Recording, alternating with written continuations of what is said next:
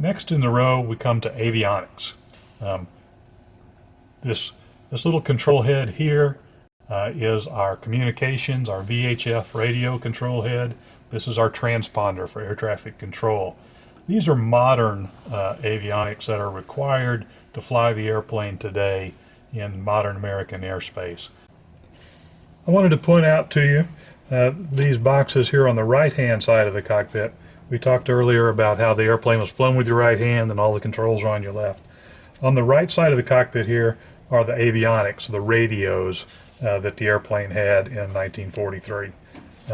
These two boxes, transmitter and receiver, would be HF frequency, high frequency band communications radio equipment in that time period. There's a big antenna on the outside of the airplane.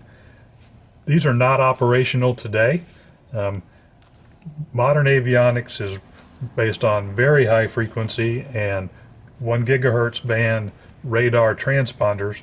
Those are required in every airplane to fly in modern American airspace. So we've taken the insides out of these boxes. They appear realistic.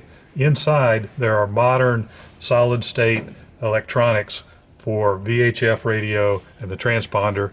And here on the instrument panel we have control heads hidden away, trying to blend in with the 1940s instruments and the 1940s motif of our cockpit.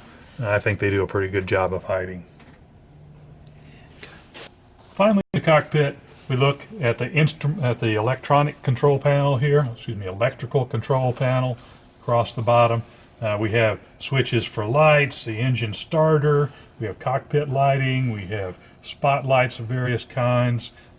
Lighting for landing lights and taxi lights. We have a voltmeter and an amp meter to tell us the condition of our charging system. The engine does have a generator, not an alternator, for those of you that remember the difference in what things were like back in the bad old days in the 20th century of generators. And over on the far right here we have the circuit breakers for all of the systems included in the airplane, and an avionics on-off switch. Right in the middle, cockpit temperature controls, hot and cold, parking brake, and an alternate air valve. In case there should be any damage to the pitot tube in the airplane, you can open alternate air and still get instruments to operate long enough for you to land the airplane safely. Thank you. Wide and cut.